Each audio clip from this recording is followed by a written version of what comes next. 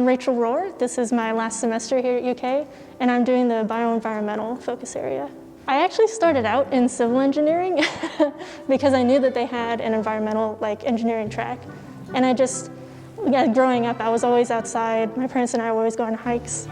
And people always say that if you do what you love for a living, then you'll never work a day in your life. So I wanted to do something along those lines. And then I realized in civil engineering that you have to learn about concrete and transportation and stuff like that. And while that's very important, that's not what I'm about. And I discovered the BAE major, which since it's a little bit smaller, I didn't really know very much about. But then I saw that there was a bioenvironmental track, and it had much more interesting classes, and so I was really excited about it. I definitely feel more prepared, but in a different way than I think I would have said if you'd asked me a few years ago. A few years ago, I would have thought at the end of my college career, I need to know how to do a specific thing to do in the workforce. But now I feel much more confident that I'm capable of learning as I continue to grow, because that's the most important part. So I'm actually in a research project right now with Dr. Ford. We're learning all about the fate and transport of PFAS, which are just a manufactured chemical that have been phased out in recent years, but they're called a bioaccumulant, and so whenever they get released into the environment, it's very, very hard to remove them.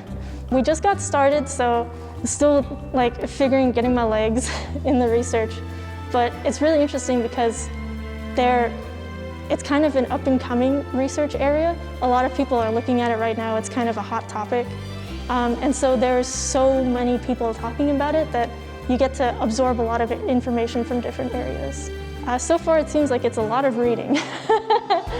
But yeah, so there's a lot of the thought process that goes into the entire, from beginning to end. You want to know what you want to know, and then whenever you figure out some things, you realize maybe that's not exactly what you actually wanted to know, because as you learn more, you learn a little bit more about what you actually need and what you want to do at the end of it. Something that I really appreciate about BAE is that it's very hands-on oriented.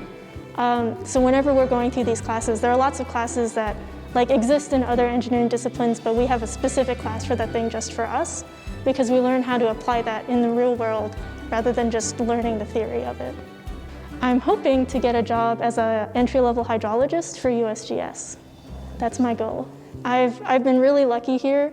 I've met many, many wonderful people through BAE, and they've really encouraged me to keep growing, and I appreciate it.